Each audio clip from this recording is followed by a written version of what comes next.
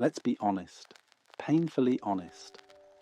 By all outward appearances, a human life is a brief flare between two great unknowns. The more openly we taste pleasure, the more available we are to pain. The brighter the day, the sharper the shadow. We try to make sense of this with explanations and promises. If not in this life, then the next. If not today, then tomorrow. We keep buying futures as if they could guarantee us against the rawness of what is happening now. I'm not here to sell you a future. I'm here to invite a different kind of honesty, the kind that doesn't build a fence around water. When I was young, I tried to wrap a handful of water in paper and string. You can guess the result: a soggy mess, the water gone. Much of our search for security is like that. We try to package the unpackageable: life, change, loss, joy. We invent systems and stories to hold the flow still, but the more tightly we wrap, the wetter our hands get. This is not a failure of intelligence. It's a mismatch between method and reality. Life is not a brick to be stacked. It is a river to be known from within. The modern mind is flooded with facts and starving for meaning because meaning doesn't come from a bigger package, it comes from a clearer seeing. So let's look together, but not in the old way, not by adding another belief, by checking directly. Let your eyes rest on whatever is in front of you, the colour of the wall, a shape on the table, the glow of a screen. Now let attention quietly reverse. Instead of only looking outward, notice the one who is looking. Here, at zero distance, where a face is supposed to be, what is actually present? Do you find a thing with edges, or an open capacity in which sights, sounds, sensations and thoughts appear on their own? You don't need effort to make this true. Seeing is already happening. From this angle, the urge to secure the future softens. You can prepare meals, save money, lock doors. Practical care remains. But the campaign to dominate uncertainty begins to look strange, because the one doing the campaign was a mask. An image of me trying to stand outside the river and manage the current. We confuse freedom with control. We think we'll be free once we've paved the road, removed the risk, and guaranteed the outcome. But control is fear wearing the mask of progress. Real freedom is simpler and wilder. It's moving as the river moves. Not passive, not rigid responsive. You don't have to take my words on faith. Point a finger at something near you, a cup, a window, a book. Your finger points at a thing. Now slowly turn the finger around toward the one who is seeing. In that direction, do you find a visible object? Or the same open space that contains the finger, the room, the breath, and the thought, I am looking? This is not mystical. It's obvious once noticed. And from this obviousness, a different kind of courage grows. Because what makes you feel insecure is not change. It's the demand that change behave. The tighter you grip the rope, the more your hands burn.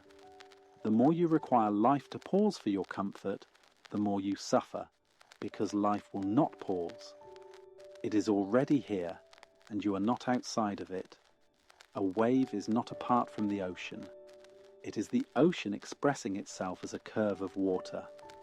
In the same way, you are not a separate observer trying to manage reality from a control room in the skull. You are reality briefly expressing itself as you. When this is recognized, the need for ultimate guarantees begins to fade. Not because you've become careless, but because you've become intimate. You stop standing apart demanding certainty. You fall into the present, not because it is safe, but because it is real.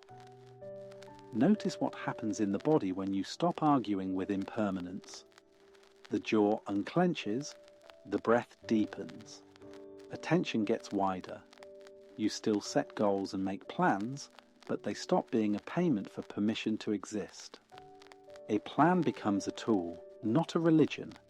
If it changes, you change with it. Let's acknowledge our age. Traditions erode, roles blur, authorities contradict one another. Some call this liberation, others call it dread. Most of us swing between them, thrilled by freedom one day, overwhelmed by meaninglessness the next. When the old myths fall away, we often replace them with louder opinions, bigger identities, and faster news. But noise isn't meaning. If collective shouting gave purpose, we'd be healed by now. There is another option. It doesn't require a new ideology or a return to the old one. It requires a return to direct seeing. Listen to the nearest sound. Label it quietly. Object. Now notice the silence in which the sound appears.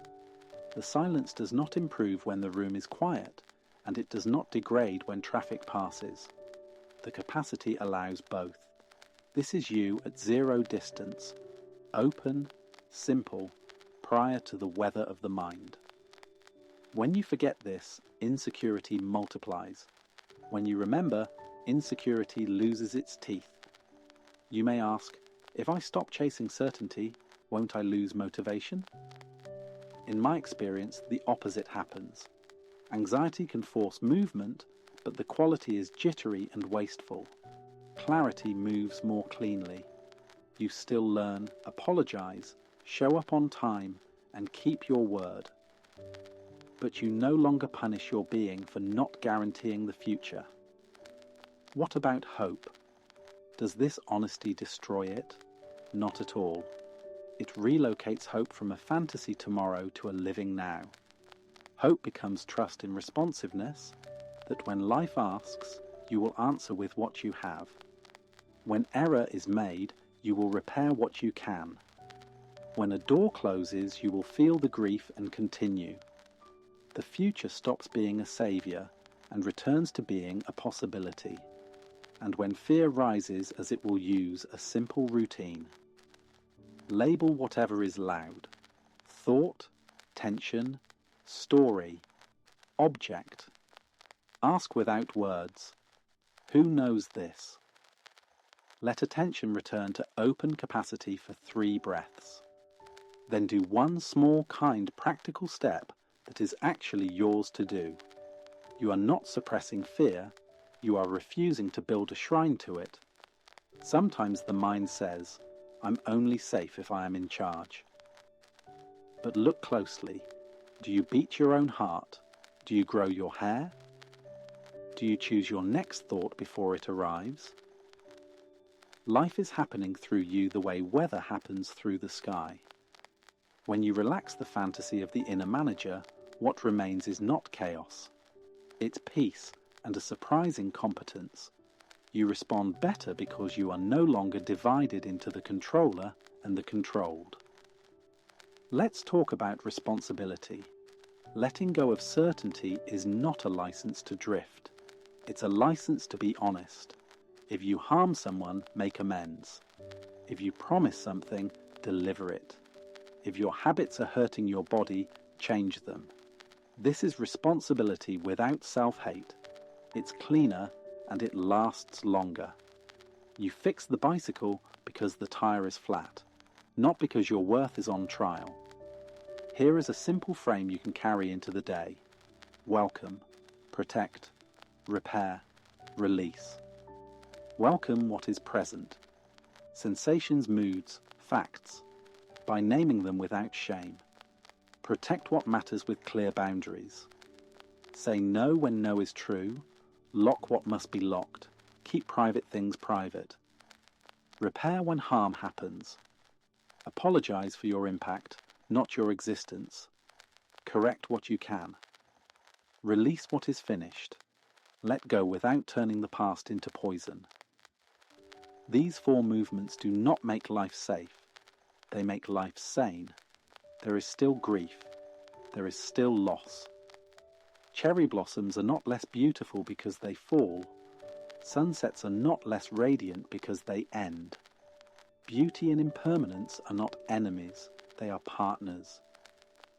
When you stop trying to frame the wind, you finally feel it on your face. Look in a mirror for a moment. There is the face the world knows. Now notice again the openness here that sees the face. Both truths are valid.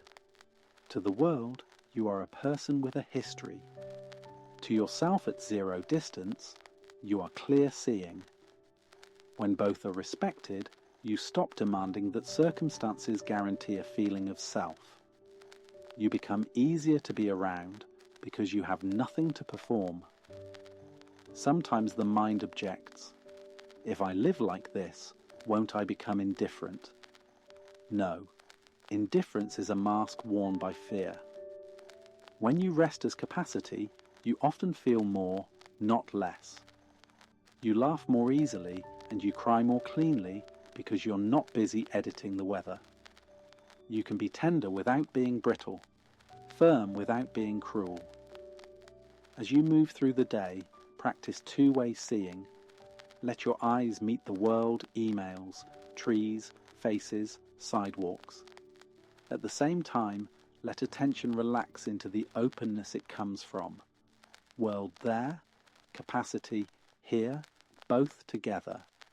This doesn't require effort. It requires forgetting the story that you must brace against reality to survive. You don't. Bracing is what exhausts you. If you need a ritual, make it small and repeatable. Before you check your phone in the morning, 3 breaths as open capacity. At lunch, label a Noah for whatever is loud. In the evening, 1 practical repair and 1 gentle release. Meaning grows not from a giant package of answers, but from these ordinary acts done without pretending. You are not meant to have life figured out. You are meant to live it like music, not math, like a dance, not a diagram. When you stop resisting change, you discover that the river was carrying you the whole time. You are not late, you are not lost, you are here. And here is enough. You are not outside of life. You are life, briefly shaped as you. Let that be relief, not pressure. Let your plans be tools, not cages. Let your boundaries be honest, not armored. And when uncertainty rises, don't try to tie it up with paper and string. Feel the water, drink it. Then do the next kind, proportionate thing that is actually yours to do. Walk gently. Let the space that honesty opens be more precious than the safety illusion demands. From that space, speak clearly, act cleanly, and rest when you can. You don't need guarantees to be real. You only need this, to notice what you are, open capacity, and to move as that, one ordinary step at a time.